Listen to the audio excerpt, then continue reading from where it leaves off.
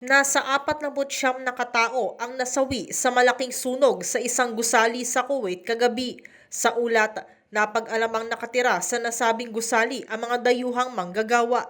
Sinisi ni Deputy Prime Minister Sheikh Fahad Yusuf Saud Al-Sabah ang aksidente sa umano'y pagkagahaman ng real estate owners at kanilang mga paglabag. Napag-alamang mayorya sa mga biktima ay Indians, kung saan 30 sa kanila ang na-admit sa ospital. Batay sa datos mula sa Indian Embassy sa Kuwait, nasa 11 Indiano rin ang namatay sa nasabing sunog habang may mga Pilipino ring nadamay. Ikinwento ng isang Egyptian at survivor sa aksidente na nagsimula ang sunog sa first floor ng gusali at ang mga nasa mas mataas pang palapag ay hindi na nakalabas.